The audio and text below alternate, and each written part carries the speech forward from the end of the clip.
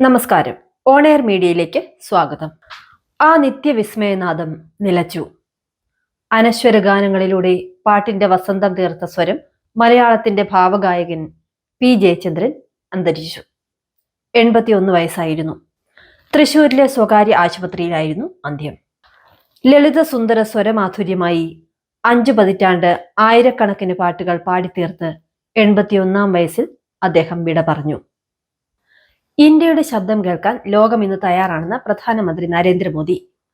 പ്രവാസികൾ ഇന്ത്യയുടെ സന്ദേശവാഹകരാണെന്നും ലോകത്ത് പലയിടത്തും തലയുയർത്തി നടക്കാൻ സാധ്യമാക്കിയതിന് പ്രവാസികളോട് നന്ദി അറിയിക്കുന്നുവെന്നും അദ്ദേഹം പറഞ്ഞു. പ്രവാസി ഭാരതീയ ദിവസ് സമ്മേളനം ഉദ്ഘാടനം ചെയ്ത് സംസാരിക്കുകയായിരുന്നു അദ്ദേഹം.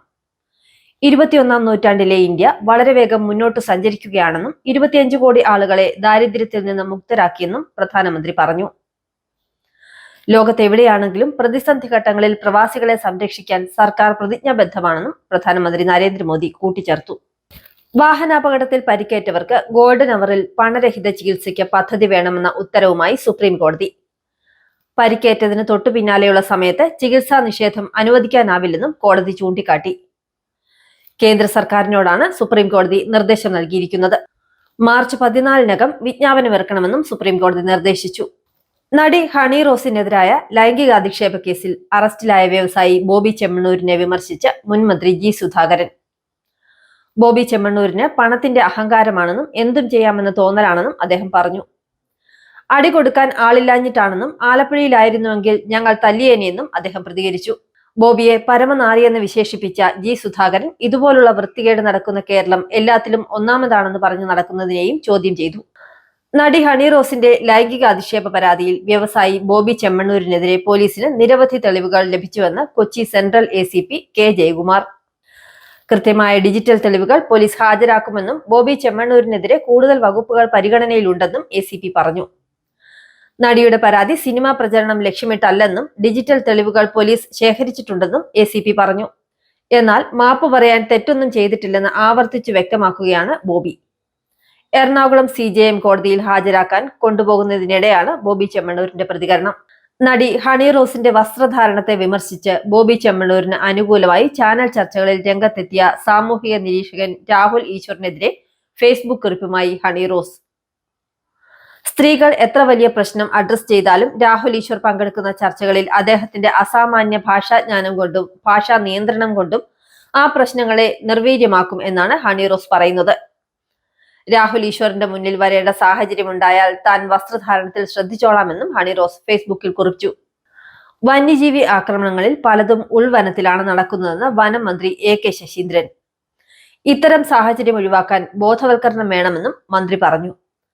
വനനിയമത്തിൽ പരിഷ്കാരം വേണമെന്നാണ് സർക്കാരിന്റെ അഭിപ്രായമെന്നും വനനിയമ ഭേദഗതി നടപ്പിലായില്ലെങ്കിൽ നിലവിലെ നിയമം തുടരുമെന്നാണ് അർത്ഥമെന്നും അദ്ദേഹം പറഞ്ഞു. ഈ വിഷയത്തിൽ നിയമസഭയിൽ മാത്രമേ ഇനി ചർച്ച നടക്കൂവെന്നും മുഖ്യമന്ത്രി നടത്തിയ ചർച്ചയിൽ തനിക്ക് തൃപ്തിയുണ്ടെന്നും എന്നാൽ ഭേദഗതി മുഖ്യമന്ത്രി വേണ്ടെന്ന് പറഞ്ഞാൽ അത് വേണ്ടെന്നും മന്ത്രി കൂട്ടിച്ചേർത്തു.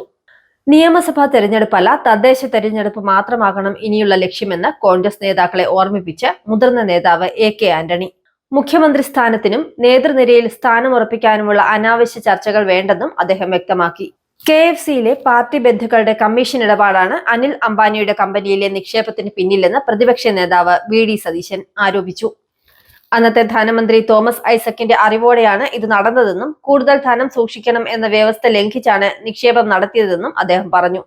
സെബിയുടെ ഗ്യാരണ്ടി ഇല്ലെന്ന് നിക്ഷേപം സ്വീകരിച്ച കമ്പനിയുടെ പ്രോസ്പെക്ടസിൽ തന്നെ പറയുന്നുണ്ടെന്നും അദ്ദേഹം കൂട്ടിച്ചേർത്തു. പാർട്ടി നേതാക്കളോടും പ്രവർത്തകരോടും നന്ദിയും കടപ്പാടുമുണ്ടെന്നും പെരിയാർ ഇരട്ടക്കൊലക്കേസിൽ ശിക്ഷ മരവിപ്പിക്കപ്പെട്ട CPM നേതാവും മുൻ MLAയുമായ KV കുഞ്ഞിരാമൻ ജയിലിൽ നിന്ന് പുറത്തിറങ്ങിയതിന് തൊട്ടു പിന്നാലെയാണ് അദ്ദേഹത്തിന്റെ പ്രതികരണം. KV കുഞ്ഞിരാമൻ ഉൾപ്പെടെയുള്ള 4 CPM നേതാക്കളുടെ ശിക്ഷ ഹൈക്കോടതി കഴിഞ്ഞ ദിവസം മരവിപ്പിച്ചിരുന്നു. തുടർന്ന് ഇന്ന് കണ്ണൂർ ജയിലിൽ നിന്ന് പുറത്തിറങ്ങിയ ഇവർക്ക് CPM കണ്ണൂർ കാസർഗോഡ് ജില്ലാ കമ്മിറ്റികളുടെ നേതൃത്വത്തിൽ വൻ സ്വീകരണമാണ് ലഭിച്ചത്. NM വിജയന്റെ മരണത്തിൽ കോൺഗ്രസ് നേതാക്കൾക്കെതിരെ ആത്മഹത്യാ പ്രേരണ കുറ്റം ചുമത്തി. IC Balakrishnan MLA, DCC president ND അപ്പച്ചൻ, KK ഗോപിനാഥൻ എന്നിവർക്കെതിരെയാണ് ആത്മഹത്യാ പ്രേരണ കുറ്റം ചുമത്തിയത്. KL പൗലോസ് ഉൾപ്പെടെയുള്ളവരുടെ പേരുകൾക്കൊപ്പം നേരത്തെ കോൺഗ്രസ് വിട്ട് CPM-ലെത്തിയ പരേതനായ PV ബാലചന്ദ്രനെയും പ്രതിപട്ടികയിലുണ്ട്. വയനാട് DCC ട്രഷററുടെ ആത്മഹത്യയിലേക്ക് നയിച്ച സാമ്പത്തിക പ്രതിസന്ധി കോൺഗ്രസ് നേതാക്കളുടെ അറിവോടെയുള്ളതാണെന്ന് CPM സംസ്ഥാന സെക്രട്ടറി MV ഗോവിന്ദൻ. സംഭവത്തിൽ കൃത്യമായ അന്വേഷണം വേണമെന്നും അതാണ് നടക്കുന്നതെന്നും IC ബാലകൃഷ്ണൻ MLA സ്ഥാനം രാജിവെക്കണമെന്നും അദ്ദേഹം കൂട്ടിച്ചേർത്തു. വയനാട് DCC ട്രഷറർ NM വിജയന്റെ ആത്മഹത്യയുമായി ബന്ധപ്പെട്ട് നിയമത്തിന്റെ വഴിക്ക് പോകട്ടെ എന്ന് പ്രതിപക്ഷ നേതാവ് VD സതീശൻ. പാർട്ടിയുടെ അന്വേഷണവുമായി മുന്നോട്ടു പോകുമെന്നും അന്വേഷണ റിപ്പോർട്ട് വന്നാൽ അക്കാര്യത്തിൽ പാർട്ടി തീരുമാനമെടുക്കുമെന്നും സതീശൻ പറഞ്ഞു. ശബരിമല മകരവിളക്ക് മഹോത്സവവുമായി ബന്ധപ്പെട്ടുള്ള യാത്രാ സജ്ജീകരണങ്ങൾ പൂർത്തിയാക്കിയതായി KSRTC. മടക്കയാത്രയ്ക്ക് KSRTC പമ്പയിൽ 800 ബസ്സുകൾ ക്രമീകരിക്കും. ജനുവരി 14 മകരവിളക്ക് ദിവസം മകരജ്യോതി ദർശനത്തിനു ശേഷം തീർത്ഥാടകർക്ക് നിലയ്ക്കലിൽ എത്തിച്ചേരുന്നതിനും വിവിധ സ്ഥലങ്ങളിലേക്കുള്ള ദീർഘദൂര യാത്രയ്ക്കുമായാണ് ബസ്സുകൾ ക്രമീകരിക്കുന്നത്. ശബരിമല ഡ്യൂട്ടിക്കിടെ മദ്യപിച്ച അഗ്നിരക്ഷാ ഉദ്യോഗസ്ഥർക്ക് സസ്പെൻഷൻ. ചങ്ങനാശ്ശേരി ഫയർ സ്റ്റേഷനിലെ സുബീഷ് S, ഗാന്ധിനഗർ സ്റ്റേഷനിലെ ബിനു P എന്നിവരെയാണ് സസ്പെൻഡ് ചെയ്തത്. ഫയർഫോഴ്സ് ഡ്യൂട്ടിയിലിരിക്കെ മദ്യപിച്ചത് ഗുരുതരമായ ചട്ടലംഘനമാണെന്ന് സസ്പെൻഷൻ ഉത്തരവിൽ പറയുന്നു. വെള്ളനാട് പഞ്ചായത്ത് സെക്രട്ടറിയെ ജാതിപ്പേര് വിളിച്ച് അധിക്ഷേപിച്ച കേസിൽ കോൺഗ്രസ് നേതാവും ഇതേ പഞ്ചായത്തിലെ വൈസ് പ്രസിഡന്റുമായ വെള്ളനാട് ശ്രീകണ്ഠൻ അറസ്റ്റിൽ. പഞ്ചായത്ത് സെക്രട്ടറി L സിന്ധുവിനെ ജാതിപ്പേര് വിളിച്ച് അധിക്ഷേപിക്കുകയും അടിക്കാൻ ശ്രമിക്കുകയും ചെയ്ത സംഭവത്തിലാണ് പോലീസ് ഇദ്ദേഹത്തെ അറസ്റ്റ് ചെയ്തത്. ഡിസംബർ 6-നായിരുന്നു സംഭവം. ചേർത്തല താലൂക്കിലെ പെരുമ്പളം LP സ്കൂളിലെ 5 കുട്ടികൾക്ക് മുണ്ടിനീര് ബാധിച്ചതിനെ തുടർന്ന് സ്കൂളിൽ ജനുവരി 9 മുതൽ 21 ദിവസത്തേക്ക് ജില്ലാ കളക്ടർ അവധി നൽകി. മുണ്ടിനീരിന്റെ ഇൻക്യുബേഷൻ പീരിയഡ് 21 ദിവസം വരെ ആയതിനാൽ കൂടുതൽ വിദ്യാർത്ഥികൾക്ക് രോഗം പടർന്നു പിടിക്കുന്നത് ഒഴിവാക്കുന്നതിന് വേണ്ടിയാണ് സ്കൂളിന് 21 ദിവസത്തേക്ക് അവധി നൽകണമെന്ന് ജില്ലാ മെഡിക്കൽ ഓഫീസർ അറിയിച്ചിരുന്നത്. 8 വർഷത്തിനിടെ KSRTC ആക്രി വിലയ്ക്ക് വിറ്റത് 2089 ഓടിക്കാനാകാത്ത നിലയിലുള്ള പഴകിയ ബസ്സുകൾ. ഇതിലൂടെ ലഭിച്ചത് 39.78 കോടി രൂപ. 1998 മുതൽ 2017 വരെ വാങ്ങിയ വാഹനങ്ങളാണ് വിറ്റത്. ഇതിൽ 2007 ശേഷമുള്ളവ അപകടത്തിലും മറ്റും തകർന്ന് ഉപയോഗിക്കാനാകാത്തതായിരുന്നു. ബാക്കിയുള്ളവയിൽ മിക്കതും കാലാവധി കഴിഞ്ഞതാണ്. കലൂർ സ്റ്റേഡിയത്തിൽ നടത്തിയ നൃത്ത പരിപാടിക്കിടെ GCDAക്ക് മനഃപൂർവ്വമായ വീഴ്ചയുണ്ടായിട്ടില്ലെന്നും കരാർ മാനദണ്ഡങ്ങൾ പാലിച്ചോ എന്ന് പരിശോധിക്കുന്നതിൽ ഉദ്യോഗസ്ഥർക്ക് വീഴ്ചയുണ്ടായെന്നും GCDA പോലീസിനോട് വ്യക്തമാക്കി. സംഭവത്തിൽ പ്രാഥമിക നടപടിയെടുത്ത ഒരാളെ സസ്പെൻഡ് ചെയ്തുവെന്നും സെക്രട്ടറിയുടെ മേൽനോട്ടത്തിൽ അന്വേഷണം പ്രഖ്യാപിച്ചുവെന്നും വീഴ്ചകൾ ആവർത്തിക്കാതിരിക്കാൻ നടപടികൾ സ്വീകരിച്ചുവെന്നും GCDA വ്യക്തമാക്കി. സ്ത്രീധന പീഡനത്തെ തുടർന്ന് കൊല്ലം സ്വദേശിനിയായ വിസ്മയ ജീവനൊടുക്കിയ കേസിൽ സുപ്രീം കോടതിയെ സമീപിച്ച് പ്രതി കിരൺ കുമാർ. തനിക്കെതിരായ ശിക്ഷാവിധി മരവിപ്പിക്കണമെന്നാണ് ഹർജിയിലെ ആവശ്യം. 10 വർഷം ശിക്ഷ വിധിച്ച വിചാരണ കോടതി വിധിക്കെതിരെ കിരൺ ഹൈക്കോടതിയെ സമീപിച്ചിരുന്നു. എന്നാൽ ഇതിൽ 2 വർഷമായിട്ടും തീരുമാനമാകാത്ത സാഹചര്യത്തിലാണ് സുപ്രീം കോടതിയിൽ ഹർജി. മുൻ ഇടുക്കി ജില്ലാ പോലീസ് മേധാവി KV ജോസഫ് IPS കുഴഞ്ഞു വീണു മരിച്ചു. പ്രഭാത നടത്തത്തിനിടെ ഇന്ന് രാവിലെ അറക്കുളം സെന്റ് ജോസഫ് കോളേജിന് മുന്നിൽ വച്ചായിരുന്നു സംഭവം. കുഴഞ്ഞു വീഴുന്നത് കണ്ട് കോളേജ് ഗ്രൗണ്ടിൽ ഉണ്ടായിരുന്നവർ ഓടിയെത്തി ആശുപത്രിയിൽ എത്തിച്ചെങ്കിലും ജീവൻ രക്ഷിക്കാനായില്ല.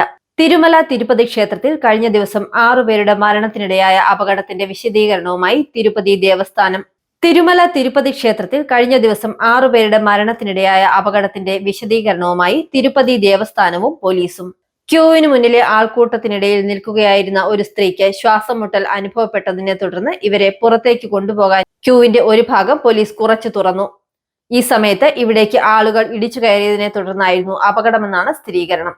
ഡൽഹി നിയമസഭാ തെരഞ്ഞെടുപ്പിൽ ഇന്ത്യ സഖ്യത്തിലെ കോൺഗ്രസിനെതിരെ പാർട്ടികളെ ഒപ്പം നിർത്താനുള്ള ശ്രമവുമായി അരവിന്ദ് കെജ്രിവാൾ. മമതാ ബാനർജിയെയും അഖിലേഷ് യാദവിനെയും പ്രചാരണത്തിനെത്തിക്കാൻ കെജ്രിവാൾ നീക്കം തുടങ്ങിയതായാണ് റിപ്പോർട്ട്. എന്നാൽ കെജ്രിവാൾ തോൽവി ഭയന്ന് കള്ള അവകാശവാദം ഉന്നയിക്കുന്നുവെന്ന് കോൺഗ്രസ് വിമർശിച്ചു. ഡൽഹി സർവകലാശാലയിലെ രാംജാസ് കോളേജിലെ പ്രായപൂർത്തിയാകാത്ത വിദ്യാർത്ഥിനിക്ക് നേരെ ജോയിന്റ് ഡീനിന്റെ ലൈംഗിക അതിക്രമമെന്ന പരാതിയെ തുടർന്ന് ക്യാമ്പസിൽ വിദ്യാർത്ഥികളുടെ പ്രതിഷേധം. ABVP SFI പ്രവർത്തകർ ഏറ്റുമുട്ടിയതിനെ തുടർന്ന് ജോയിന്റ് ഡീൻ പദവി പ്രൊഫസർ രാജിവെച്ചു. ഇന്നലെ ഉച്ചതിരിഞ്ഞ് വടികളും ഇരുമ്പ് കമ്പികളുമായി വിദ്യാർത്ഥികൾ ചേരിതിരിഞ്ഞ് അക്രമം തുടങ്ങിയതിന് പിന്നാലെയാണ് പ്രൊഫസർ രാജിവെച്ചത്. VHP പരിപാടിയിലെ വിവാദ പ്രസംഗത്തിൽ അലഹബാദ് ഹൈക്കോടതി ജഡ്ജി ജസ്റ്റിസ് ശേഖർ കുമാർ യാദവിനെതിരെ അന്വേഷണത്തിന് സാധ്യത. ഹൈക്കോടതി ചീഫ് ജസ്റ്റിസിൽ നിന്ന് റിപ്പോർട്ട് തേടി.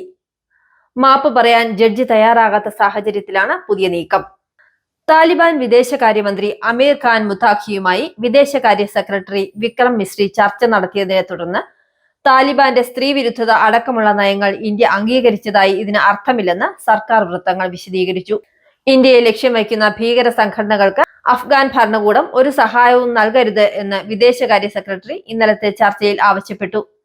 ഇതാദ്യമായാണ് അഫ്ഗാനിലെ താലിബാൻ ഭരണകൂടവുമായി ഇന്ത്യ പരസ്യ ചർച്ചയ്ക്ക് തയ്യാറാകുന്നത്. ജനസംഖ്യാ ഇടിവ് വൻ ഭീഷണിയാവുമെന്ന കണക്കുകൂട്ടലിൽ ജനന നിരക്ക് വർദ്ധിപ്പിക്കാനുള്ള പദ്ധതികളുമായി റഷ്യ. ദ മോസ്കോ ടൈംസ് പ്രസിദ്ധീകരിച്ച റിപ്പോർട്ട് പ്രകാരം ഇതിന്റെ ഭാഗമായി റഷ്യയിലെ കരേലിയ മേഖലയിലുള്ള താമസക്കാരിൽ ആരോഗ്യമുള്ള കുട്ടികളെ പ്രസവിക്കാൻ 25 വയസ്സിൽ താഴെയുള്ള വിദ്യാർത്ഥിനികൾക്ക് 1 ലക്ഷം റൂബിൾ അഥവാ 81,000 ഇന്ത്യൻ രൂപ സമ്മാനമായി ലഭിക്കും. പ്രദേശത്തെ സർവകലാശാലയിലെയോ കോളേജുകളിലെയോ വിദ്യാർത്ഥിനികൾക്കാണ് ഈ സമ്മാനം ലഭിക്കുകയെന്നും റിപ്പോർട്ട് പറയുന്നു. അമേരിക്കയിലെ ലോസ് ആഞ്ചലസിൽ ചൊവ്വാഴ്ച മുതൽ പടരുന്ന കാട്ടുതീയിൽ ഇതുവരെ മരിച്ചവരുടെ എണ്ണം 5 ആയി. മരണസംഖ്യ ഇനിയും ഉയരുമെന്ന് അധികൃതർ അറിയിച്ചു.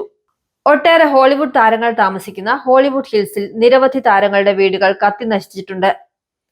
പ്രദേശത്തെ വീടുകളിൽ നിന്ന് ഒഴിഞ്ഞു പോകാൻ അധികൃതർ ഉത്തരവിട്ടിട്ടുണ്ട്. ഖോ ലോകകപ്പിന് ജനുവരി 13 ദില്ലിയിലെ ഇന്ദിരാഗാന്ധി സ്റ്റേഡിയത്തിൽ തുടക്കം. 19 വരെ നീണ്ടു നിൽക്കുന്ന ടൂർണമെന്റിൽ പുരുഷ വനിതാ വിഭാഗങ്ങളിലായി 37 ടീമുകൾ പങ്കെടുക്കും. പുരുഷ വിഭാഗത്തിൽ 20 ടീമുകളും വനിതാ വിഭാഗത്തിൽ 18 ടീമുകളുമാണ് കളിക്കുന്നത്. ഖോ ലോകകപ്പ് 2025ന്റെ ഉദ്ഘാടന ചടങ്ങ് ജനുവരി 13 നടക്കും. തുടർന്ന് ആതിഥേയരായ ഇന്ത്യ നേപ്പാളിനെ നേരിടും.